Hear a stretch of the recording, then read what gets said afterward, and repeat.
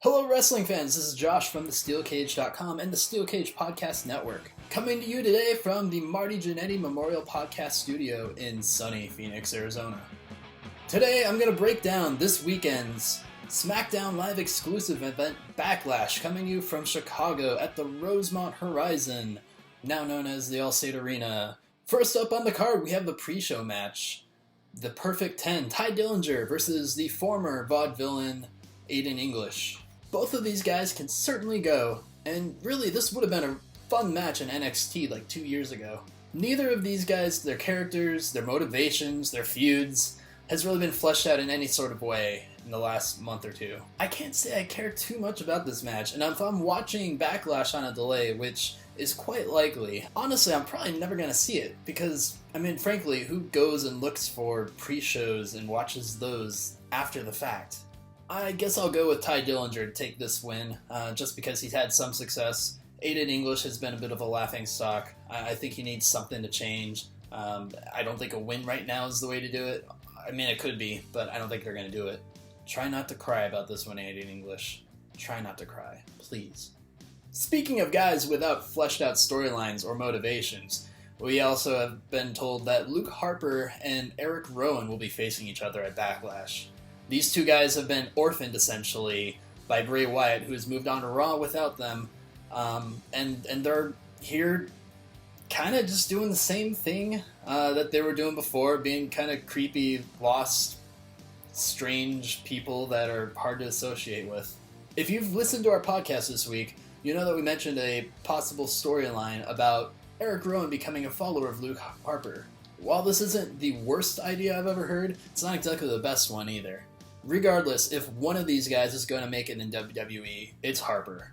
I don't see this as being the time for him to get launched directly into any sort of a title feud or anything along those lines, but I also don't see him doing the job to Rowan either. Look for Rowan's shoulders to be pinned to the mat for the 1, 2, 3. Next on the card, we've got Sami Zayn and Baron Corbin.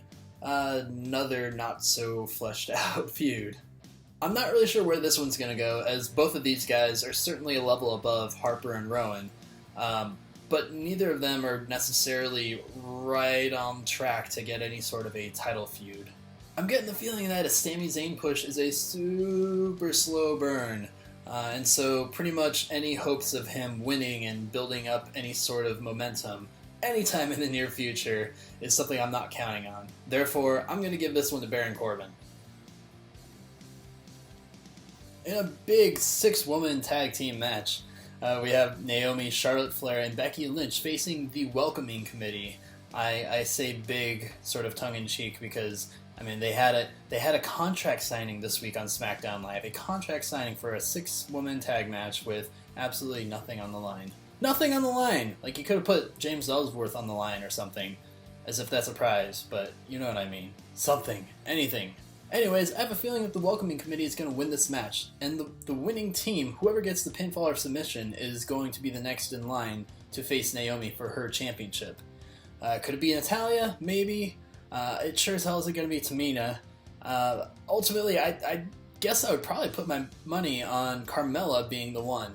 Mostly, again, because of that Ellsworth connection, and as silly as it sounds, Ellsworth has been quite outspoken. He's got that comedic element going, which is kind of working, at least working in a heelish, annoying way.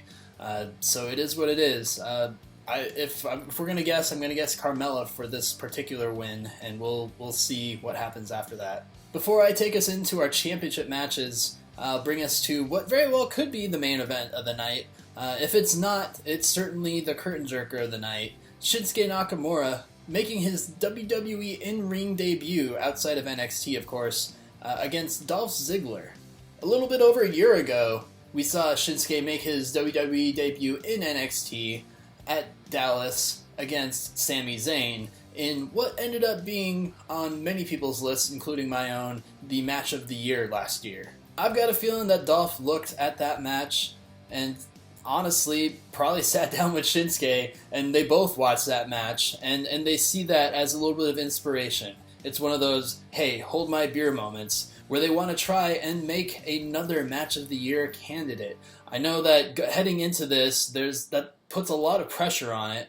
However, there's not a lot of people talking about it in that fashion. I think it'll work though. Dolph Ziggler himself has been a very convincing heel in recent weeks. Shinsuke has been getting crazy babyface pops. The crowd's going to be hot for this one, especially in Chicago. Everything about this is probably going to work really, really well. I'm really super excited for it. In the end, Ziggler's going to be doing the job, and the largest audience yet will experience why people like me have been so in love with Shinsuke for a couple years now. That brings us to the title matches. The Tag Team Championship will be defended by the Usos against the Fashion Police. No, I don't want to call them Breezango. People have been calling them Breezango for a while. It's stupid. They're the Fashion Police. It's way better. Come on. Both of these teams, I think, have been stepping up their game big time when it comes to promos. From the Usos and their heelish Hype Bros-esque delivery to the Fashion Files' ridiculous pre-taped segments, I honestly, it's been the most entertaining back and forth that I've seen in a while between tag teams.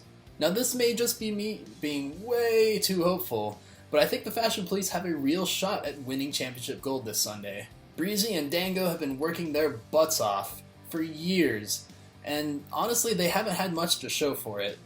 I mean, frankly, nothing's really caught fire since Fandango's you know.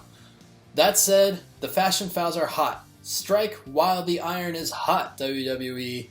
Give them the championship belts. The Fashion Files won't be hot forever, and when it does run its course, we'll be more than ready to bust open that next box of Bootios. It's a new day, yes it is! That brings us to the United States Championship. Kevin Owens versus AJ Styles. I was talking big about Shinsuke and Dolph being the curtain jerk match of the night. However, AJ and KO has potential to be a ridiculously entertaining one as well. I'm really not sure where to go with this, outside of the fact that KO as the face of America is too good of a storyline to be putting an end to already. He already had a bump in the road against Jericho. I don't think he's going to have another bump in the road for a while, especially with these holidays coming up here in the States. We have plenty of opportunity for Kevin Owens to celebrate being our champion in the midst of Memorial Day and the 4th of July. KO is our champion. He's the face of America.